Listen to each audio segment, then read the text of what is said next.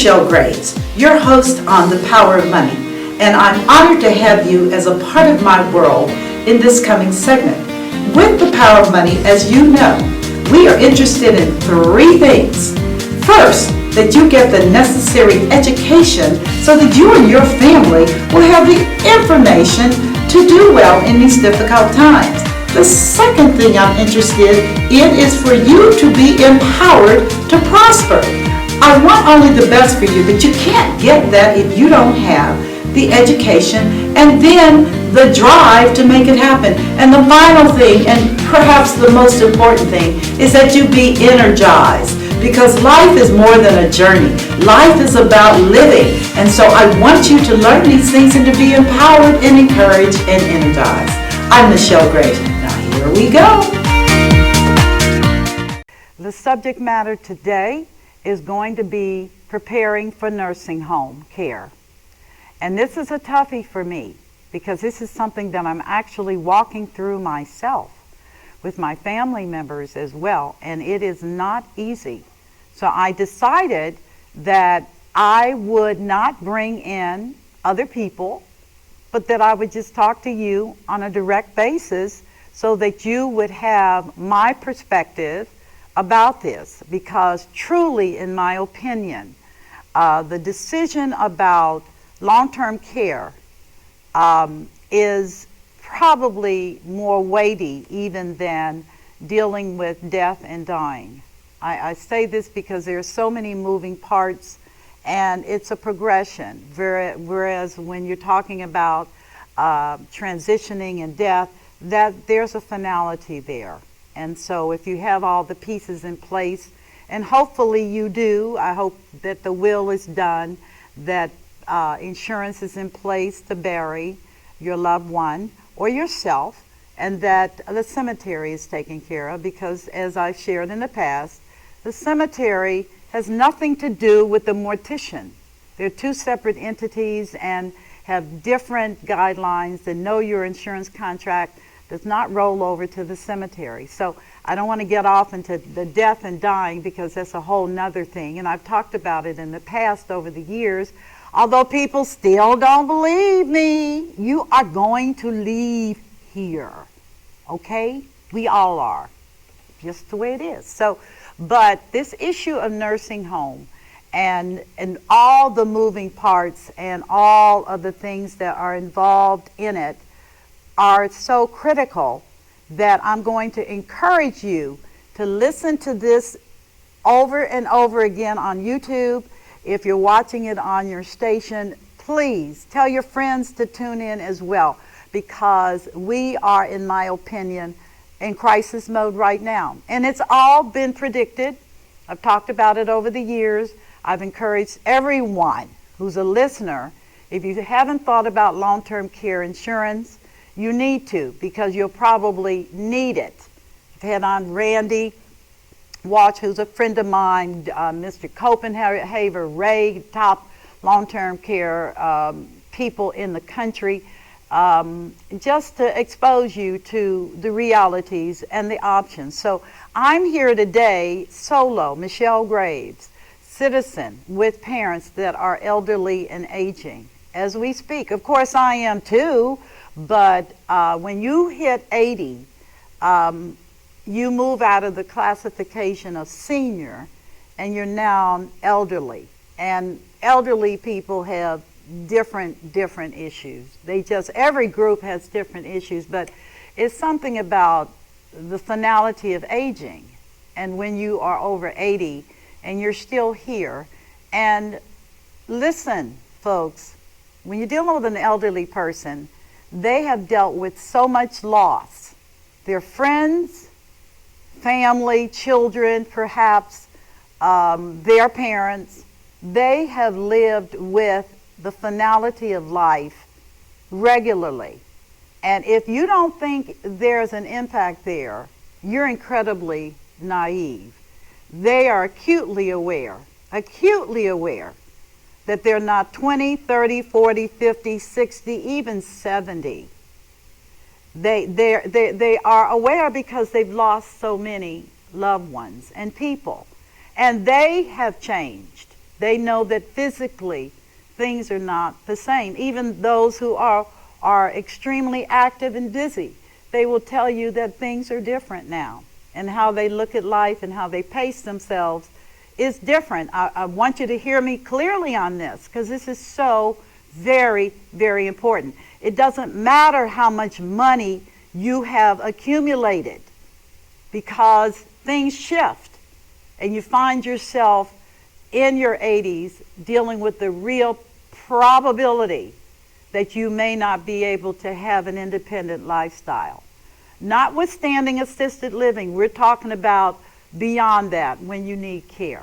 So let's begin by beginning, and let's talk about what is happening in America and actually what is happening all over the world, because all countries right now are dealing with this issue, which is a rapidly aging elderly population.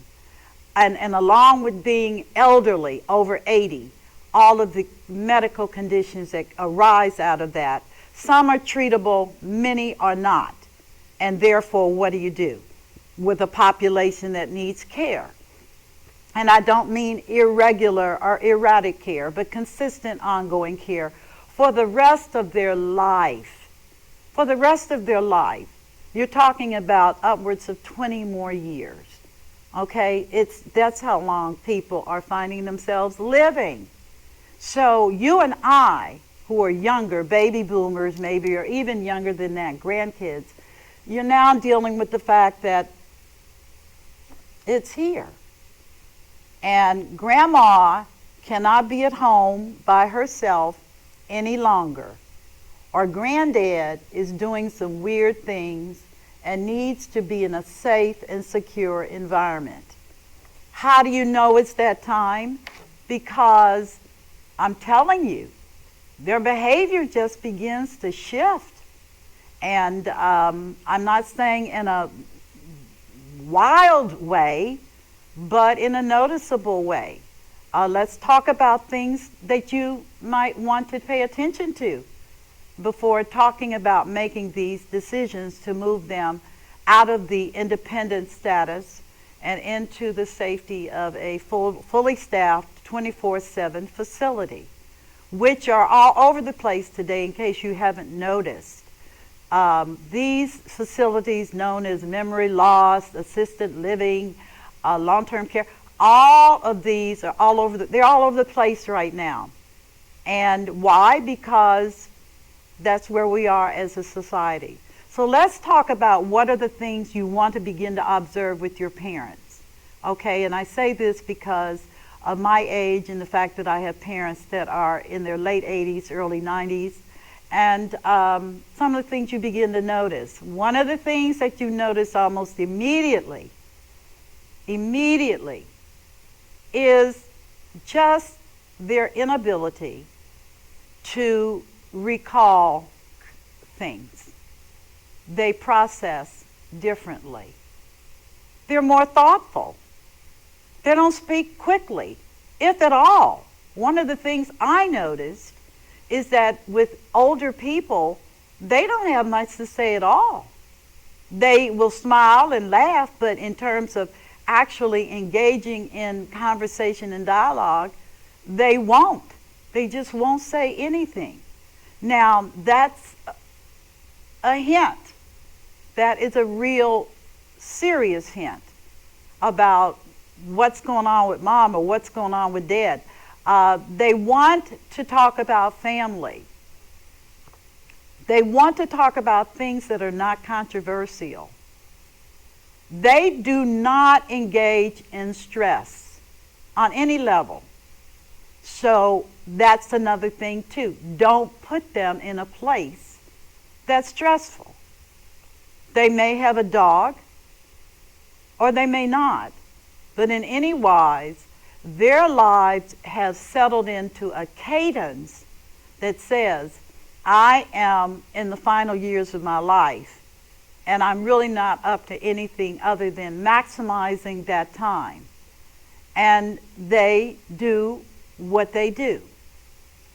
In engaging them in conversation, you will find that the most valuable and heartwarming conversations are going to be about the family, about things that happened in the past.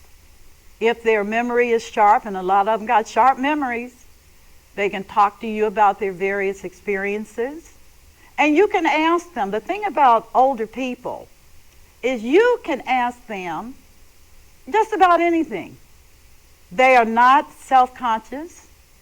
They are not self-centered. They are completely awake and open for the most part. And therefore, you can ask them, talk about these kind of things without feeling particularly ashamed or guilty.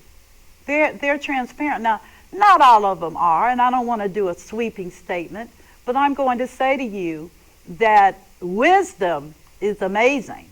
She is, because over 40 years of adult life, raising children and everything else, they are very wise.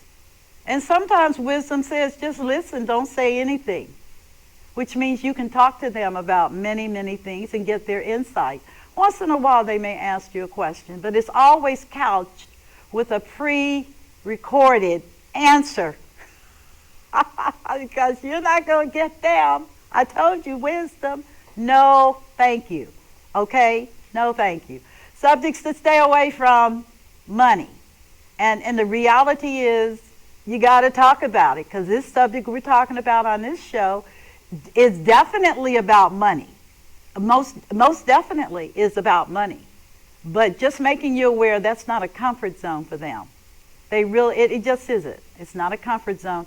Most of them grew up out of the Great Depression, where there wasn't a lot of money. There was a lot of starvation, a lot of people unemployed, men. And frankly, they don't like talking about money.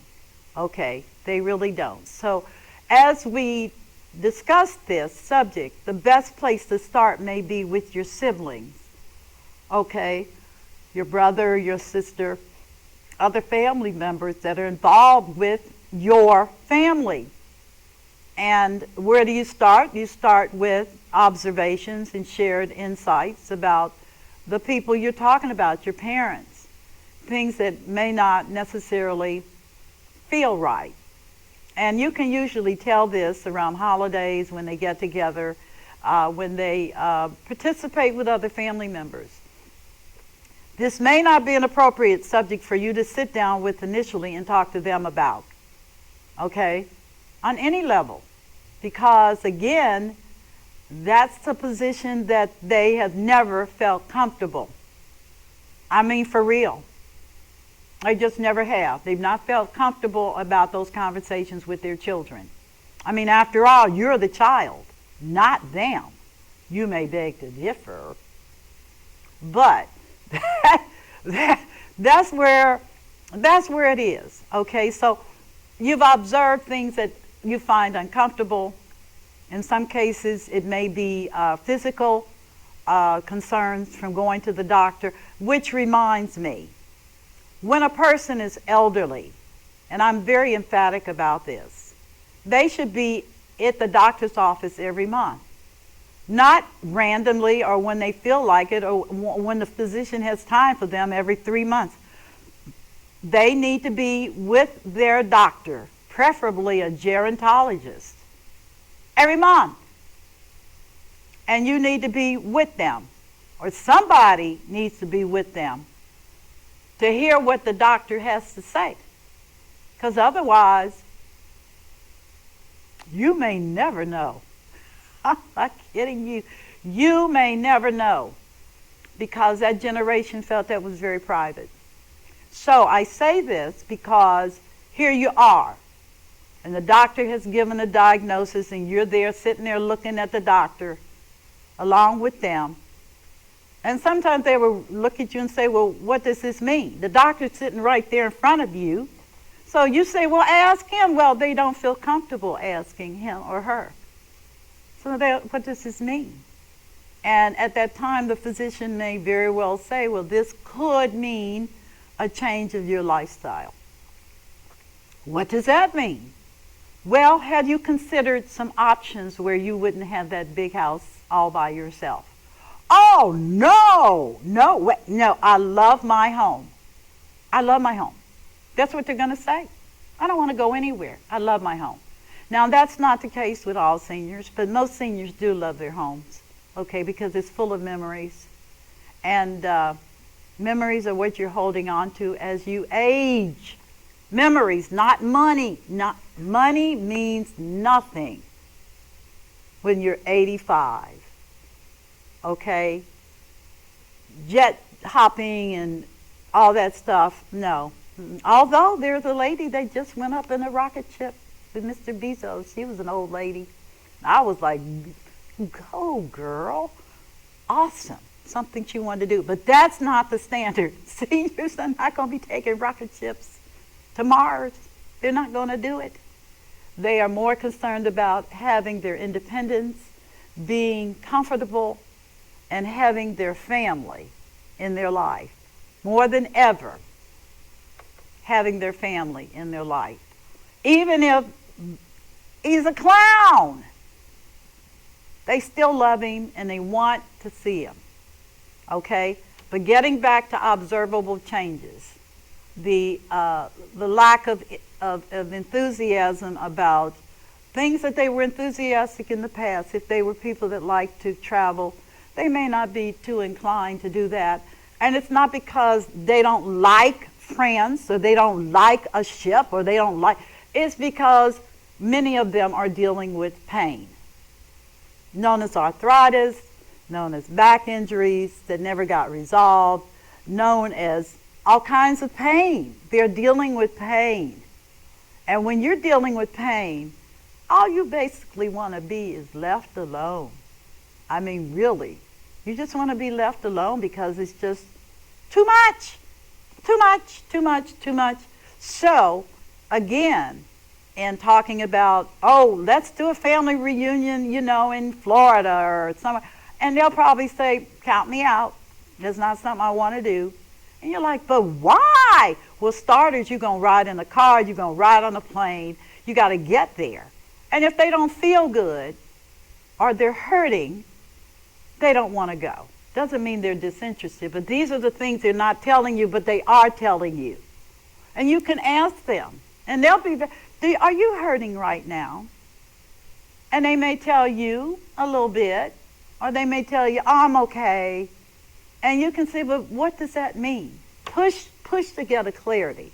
But typically, they're in pain, and they're experiencing real challenges daily, trying to get around and do what they do. If they can go to church, that's a blessing. A lot of them during this period in their life don't go anywhere. They're at home. Why? Because it's safe, it's secure, and they know the lay of the land. They know what's what, where's where, and they're okay.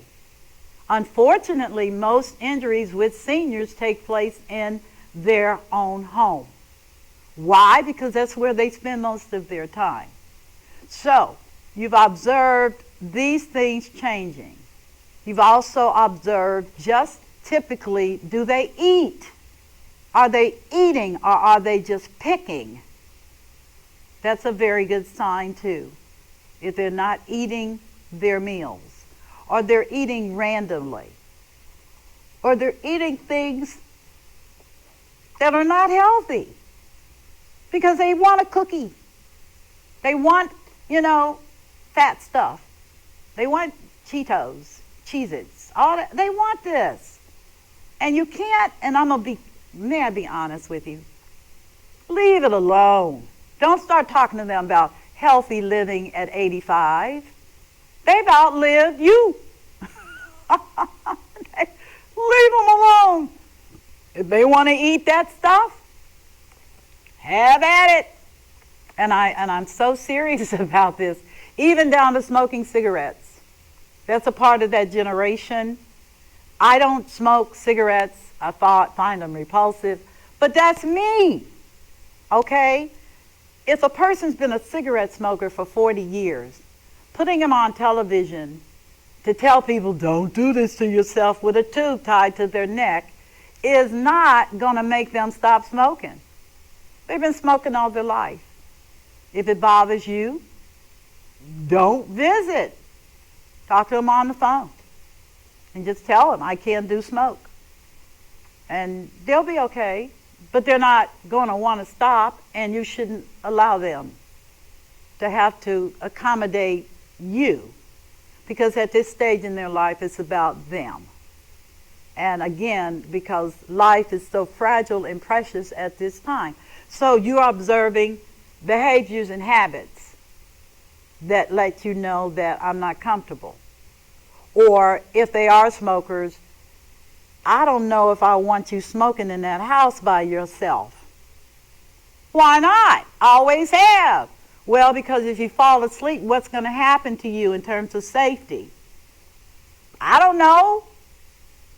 These are some of the things you're going to have to want to look at, okay? And again, if they're happily in their home and you're noticing behaviors and characteristics that are not good, you may want to consider a companion, hiring somebody whose job it is to keep an eye on them. Okay, now that gets back into that money thing again, doesn't it? How am I going to pay for this? Well, you're going to either pay for it from their money, your money, or our money, and anybody else who cares. And believe me, the line in the sand is drawn when you start talking to family members about money. Because most of them will beg, please don't do it because I don't have it. But somebody's got to pay for this stuff. So you say, okay, Dad or Mom, I really would like to know that at night at least you have someone who's there to keep an eye on you. And when you begin the search for the someone, and incidentally, you need to start now. Don't wait until it's upon you. Start now. Where would you find people that would watch your parents? Well, start with the local aging, council on aging societies, and get help there. Start with that to find someone. If you have a church or they have a church, ask, is anyone willing to do this? Okay, this is all preliminary stuff, meaning they want to stay home, they can stay home. And if you are one of the smart ones, you have a long-term care insurance contract that will pay for someone to come into the house and take care of them. Okay?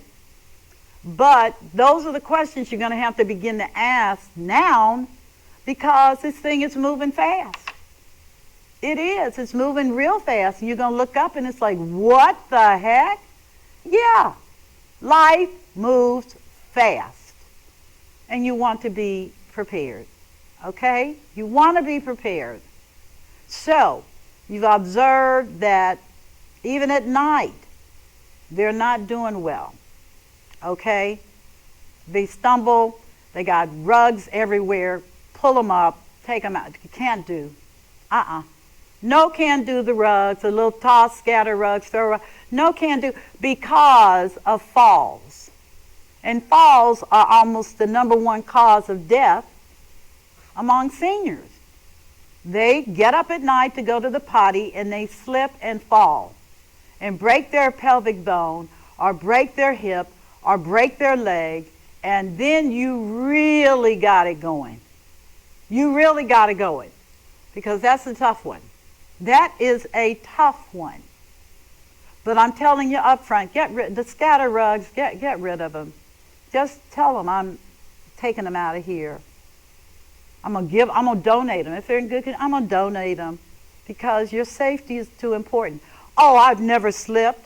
There's a first time for everything. And you can tell them that. I'm not as old as you are, but I do know there's a first time for everything, and I just don't want that to happen to either of you. You can tell them that. You can be totally open, and they will be respectful. They will be respectful of your concerns. And get that stuff out of there. Get it out. I mean out. Period. Bad, bad, bad. Okay, so you've looked at all of this. Continue looking. Continue looking. Dad's got some issues from previous injuries. Okay, how long can he function like that? And do you need to be there to make sure all of that is done properly? Okay? That's important. You want to be there. Now, if you're one of those kids that just cannot be around your parents, period, because of some unresolved childhood issues, adult issues, please don't put yourself through it. And don't put them through it, because believe me, they know. They know. They know all their children well. They've had a lifetime to look at us. They know. And if that's not your flavor, don't do it. Now, I know a lot of people say, but what about honoring your parents? What about it? They're not on it. So release them into their destiny. Whatever that looks like. Don't worry about it. Keep moving. You can't change family dynamics. And not all parents are good parents. Some should not have had any children, but here we are. Okay, so you've got that taken care of. You've got a nurse coming in at night, church referral, and actually not a nurse because she's not administering medication, but she is there to make sure everything is okay. And the parents are paying for it themselves right now because it's not a major commitment, but it is a commitment. So we've got that going on, okay, where someone's coming in at night to watch them through the night. And let me tell you something about nighttime. Nighttime is rough. Everything happens at night. Everything happens with elderly people at night. Period. It's a night thing. So it's important that if they are not in good health, that you have the resources in place to hire someone to do that. Okay? Easy places to start. Didn't say best, but you can look for help on any of the front pages of any of the social media websites and that type of thing. You can find help. You can go to your local universities, nursing schools, those kind of things, and see if they have people that are available. But I would advise you to get that process started now rather than later, okay?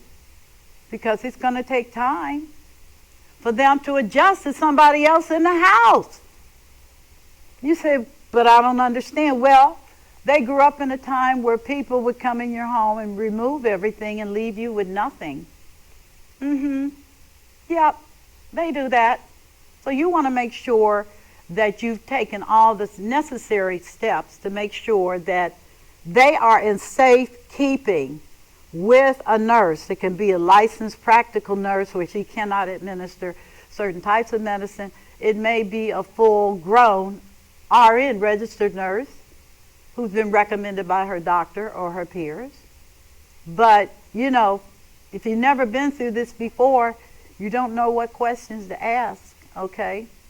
That's why I'm here today, to give you the questions to ask, okay? So, you got that in place. You got to make some decisions about who's going to be willing to cook their meals while they're at home. And they're going to say, well, we can cook our own meals. Have you been observing what they eat, and do they eat, and when they eat? Because with many elderly, they stop eating. Period. They stop eating. They're not going to tell you, but if you're not observant of the refrigerator and its contents, you would think everything's fine. But no, it's not fine. They stopped eating. Or they want nothing but candy and fruit. I mean, and candy and cookies. Cookies. Okay, so you need to be observant of that. Please, because that's telling you a story that is progressing. And you want to be on top of that. Okay? So, moving back to the nurse and hours and pay. Who's going to pay her? Serious. Who's going to pay her? Or him? Can't discriminate. Who's going to pay them? And what are their hours? And make sure they're independent. Make sure you don't have to get into employee type situations. That you don't want. Okay? They may have it as a second job. They may have a primary job at one place and do you during the night. Is the expectation if they're there during the night that they be up all night, or just that they be available if there's emergency? Okay, and why is that important? Because expectations, again, you're going to pay them a lot of money. So what do you want? Do you want her to be able to wash dishes as well as watch them? Well, that's not an RN type of thing. A registered nurse is not going to wash your dishes. But she is going to be there to administer medication and to keep an eye on things. Okay? Important. Really important. And most of us have not thought about any of this. Haven't thought about it. So here we are. Here we are with our night nurse and someone that comes in twice a week to cook meals. Yes. They actually come in and cook meals, and you pay them for their time. Not for the food, but for their time. Or you may have someone to come in to clean the house, because that's another thing that happens with the elderly. It's not that they're not clean, but they're not willing to do house cleaning much because it's tiring. And remember I said earlier, they may be dealing with arthritis or some other joint conditions. They may not feel good, but sheets still need to be changed. Vacuuming still needs to be done, and those things need to continue. They just do. It's a part of living in a nice home. All right? So you're getting through this the best way you can so far. So far, everything's looking okay. Not perfect, but okay. All right? And then you begin to notice, and the nurse tells you, mom and dad are going to have to be on Depends, diapers at night. Why? Because they have accidents.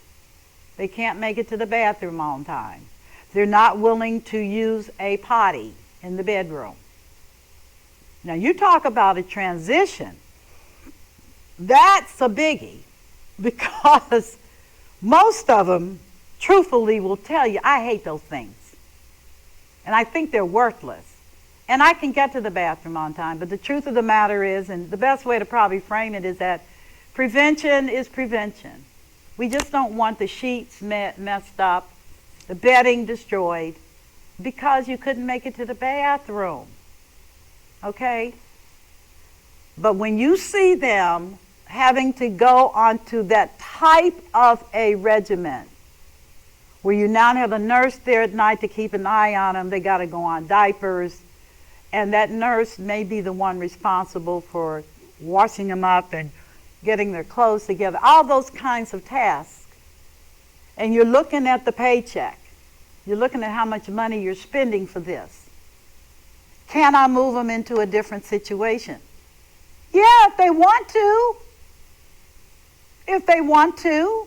Assisted living is booming and big, where you can live in your own apartment and know that there's someone on duty to tend to you. Also, because it's more like apartment living without it being an apartment. And if anything goes wrong, you have a nurse on duty. Yeah. Okay? If they choose not to do assisted living, but to stay at home, well, you're going to have to deal with it. Because what you're putting into place by them staying at home is a financial juggernaut. Depending upon the condition and the situation, They may run out of money because nurses are expensive. I didn't say they weren't worth it. Oh, come on. They're professionals. They're worth it. They're taking care of your parents or your grandparents. They're working. They're doing stuff that you can't do or won't do or are not able to do. So that tab can add up quickly. And my God, if you start doing $30 an hour and they are doing double duty, you will find yourself exhausting in a month over $12,000, $13,000, $14,000, $15,000. Now, before you say, it can't be that expensive, do the math yourself. It's helpful because if they're now going into their reserves to pay for their care, that is going to be a problem. If they're at home because of an injury sustained or because of a debilitating condition, and they have to be at home, not necessarily in bed, but at home, that's going to cost. And who's going to pay? Now, if the parents have their own resources, hallelujah, that's a blessing. But you know what? That can run out too. That can run out too. So what are you going to do? Which brings me to the balance of the show, which is I'm looking at, talking about yourself.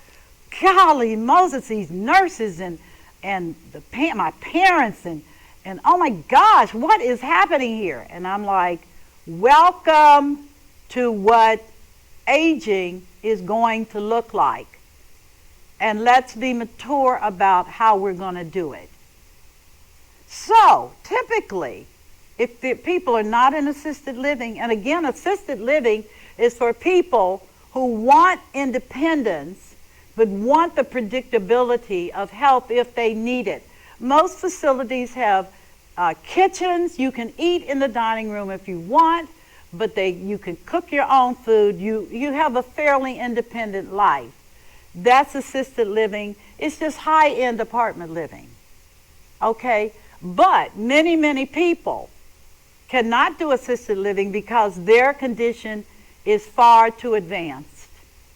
And they need 24-hour, 7 days a week care. They need a doctor on site. They need to have access to a nurse. And it's expensive. Okay? I mean, really expensive. And before you start yelling about this is so unfair, well, I've been telling you about long-term care insurance because it would have picked up the tab. I can't afford it. And I said, oh, but you're going to look up and you're going to wonder why you didn't do it. Why did I talk myself out of this? Why did I say, oh, it's too expensive? What's expensive is what you've been shelling out for nurses and LPNs and all these other care. All these people you're writing checks. Or as the family says, well, we'll all pitch in. Don't bank on it. Some families are close and can do that. But many families are not. So don't do that. Better still, if they don't want to take out long-term care, you take it out for them and pay the premium because it's going to save you a ton of money. It is, if that's the goal. Okay, you want to keep their house, you want all this stuff, then you better get policy out for them so that they can get through this thing.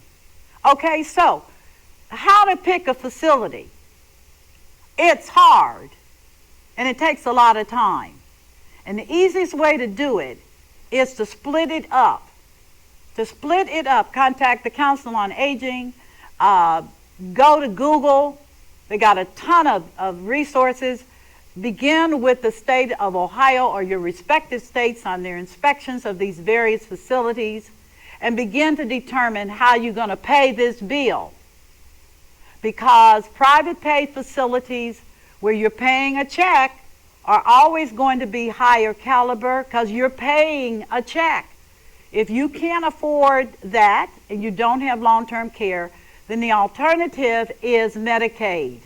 I didn't say Medicare, which is for health coverage. I said Medicaid, which is long-term care payments for the elderly and indigents, people that can't afford and don't have the income to carry private pay, flip over to Medicaid. Now, it's not a slam dunk. They look at everything. And it is true. You can't have a bunch of property and be on Medicaid. Medicaid is designed for people that are poor. And as I've shared over the years, I've been talking about long-term care for 20 years. I'm not kidding you. Because I've seen what happens. I know how this looks. And I tell people, don't be penny wise and pound foolish. Okay? But you start and you look at your Google, you look at the evaluations, you check with the state, you go through inspections, and then you actually need to visit the facility. Yes. During the day. Yes. Preferably in the morning. Why? Because you're going to find out whether or not this is something that will work. Okay? Odors and all that is morning. Okay? You need to look at the staff. Do they look happy? They're not very well paid. And a lot of them move on to other careers because it's just too hard to do that kind of work and get the kind of money they get. Okay? It just is. So you go and you do a site visit, contact admissions and tell them I'm on my way and see if they can arrange for a tour for you. Okay? They don't have to. If these people are Medicaid providers, you're allowed to see the facility without their consent. Okay? But the professional way to do it is to contact them and to schedule a tour of the facility as early as you can. Okay? And make notes and see if the residents look happy. If they look vacuous and out of touch, that may be that they're on medication, that they are depressed, and you want to look at the staff. You really do. And then, as you are looking around and look at what kind of activities, what does their activity board look like? How amiable are the residents? What do you got going? And then most importantly, unless you're private pay or long-term care, do they accept Medicaid? Now, if they don't accept Medicaid and the top facilities don't, because they don't have to, people pay them. But if they don't accept Medicaid and you know you're going to need it because your parents have run out of money, it happens every day, then you can't be there. You have to conclude that visit and leave. It's better to ask before you even go if they take Medicaid. Just up front, do you take Medicaid? No, ma'am, we don't. We're private pay. They'll tell you, thank you so much, and go to the next one. They do accept Medicaid. There's some things you have to know about Medicaid. Number one, Medicaid does not allow you to have any assets, period. You, the patient, are allowed $2,000. That's it. All your monies go there. And you will spend down all of your available assets before you are eligible for Medicaid. They will usually start the application process immediately after determining that you don't have much money. What's much money? $100,000. Yeah. If you're not in that league, just say, I'm Medicaid, and let's get it going. Now with Medicaid, the other thing is that the beds are shared. You don't get a private room, you get a shared room. Make sure if your mom or dad are crabby, make sure, I don't even know how to answer that question, because if they're crabby and they're in a shared room, that's going to be miserable for someone else. And maybe they'll get it together, I don't know. But that's Medicaid. And you can also go online and look at Medicaid.gov, and it'll tell you everything you want to know about Medicaid, which is a shared state-federal partnership. And depending upon your state, some are asset-based, some are income-based, but for state of Ohio, they're going to be looking at your assets, period, what you got, how much money you got in the bank, stocks, bonds, mutual funds, insurance with cash value. Exactly. Cash value insurance doesn't work. You got to liquidate out and take the money and use it to pay. They will be taking those monthly checks to offset your monthly charges, which can be as high as $12,000 a month. Okay? Typically between 8 and 10, but can go higher. Why am I saying all this? Because I just bet you a nickel to a dollar nobody told you this. Nobody told you this. You just figured it was all going to work out, or that mom or dad was going to transition, but they didn't. They didn't. They have a condition. They're not dead and dying, they're just sick. And they can't get well. And what a miserable experience that is. And God knows, don't get me talking about Alzheimer, which is the disease from hell itself. Did you hear me? On television, I said, and that is the truth. The most horrible thing you can imagine, to watch your parents or grandparents disappear. A little bit at a time, but they're gone. And the fact is that they have to be in that situation because they can't do any different. They really can't. And again, these are things that you are progressing down this observation track where you're looking at your parents, having conversations, making sure all things are in place. Okay? Please make sure all things are in place, directives, power of attorneys. If someone's a POA, make sure there's a successor, meaning the POA may be old and who's going to step in for that person. Make sure that everything legally is taken care of, because once a person is diagnosed with Alzheimer, you can't change anything. That includes title to home, real estate assets, investment assets, life insurance, all that done kaput next. It's a shock. It's a shock when you realize, oh no, you kidding me. I'm not on the bank account. Not going to go on now because it's too late. Okay? So I advise people, and incidentally, don't try transferring the house to yourself or somebody else. Don't do that one, okay? Don't do it. It's fraud, and it will disqualify you. It really will. So you don't want to get into that type of a thing on any kind of day. You want to make sure everything is compliant and by the rules. And so that the remaining years of their life can be reasonably stable, secure, and for you as well. For you as well. Because power of attorneys are very powerful documents. Very powerful documents. And if you're not named, you don't have any say-so. Not at all. I have people tell me all the time, well, she's going to do that and she's going to do, and I said, and who is the POA? Well, I said, are you the POA? Well, no. Well, then you don't have a say on anything at all. You don't. That's just the way it is. These are things that are important to get into place. But I'm talking openly about nursing home because even for myself, a seasoned veteran, it's still a shock to your nervous system. It keeps you feeling stressed and anxious because you want the very best for your parents. And you don't know outcomes.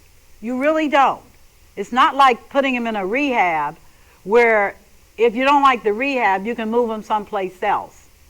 The nursing home industry doesn't work like that. Therefore, you want to make sure with all of your activities that you are clear, that your immediate family members that are involved, that they are clear and aware, and if there's a spouse, that they're aware. And particularly if the spouse is a POA, because you can't sign off on anything, nothing, nada, if you are not the POA. Okay? That is so important. That's such an important document. It really is. And it's not an expensive document. It is not. It's not. None of these documents are what we would call life breakers, but they're necessary to complete your planning on behalf of your loved ones. Is a nursing home experience good? I would say that for most people it's probably one of the most stressful things you'll ever go through in your life, if you care. Otherwise, whatever. I care. When I see people going into facilities, I know that unless their family's committed to visiting them regularly, consistently, things can get a little bit off kilter. When they're admitted and in, make a commitment that you or someone's going to visit them every day. Only has to be for an hour. But don't let it be for holiday only, because they're still living human people. They have feelings and they have cares. So make a point. I used to be many, many years ago involved with a facility that's since closed. And I was the chaplain there. Why? Because they can't go anywhere. And I was the chaplain, and I would be there every Sunday to make sure that those who wanted to participate in scriptures and whatnot were there. That's 20 years ago. And what amazed me then and still amazes me today is family put them in there and they don't even come to visit. I mean, nothing. They don't see anybody at all, period. And I'm hoping that that will not be your story. I hope that you will give your loved ones attention and time. I'm not saying you have to go over there every day, but I am saying to arrange it where family members are involved in visiting them and touching them. Touch is so important at that age. Touching them, telling them you love them, telling them that you care about them and how their life is going.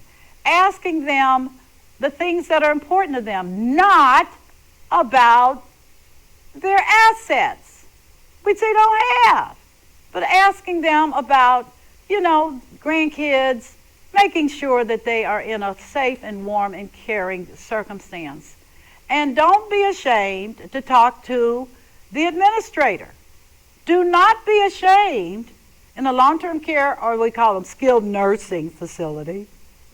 Don't be afraid to talk to the administrator and to tell them of your level of happiness or not happy, because they need to know, because the state can get involved. And that's the negative. You can complain to the state. Yeah, you can. And if it gets real crazy, you can take it to an attorney. Yeah.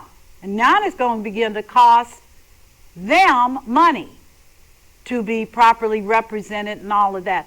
You don't want any of that. You want to do the necessary things that will enable them to transition into those final days. And the final days may be 10 more years. Or, with Alzheimer, it can be 20 years. Seriously. It can be that way. But you want to make sure, whatever the decision, that it be done in a very orderly way, with everyone acknowledging and respecting their right to live a decent quality of life. It's just so important at this point in their life. Also, final parting note, and I really do mean this.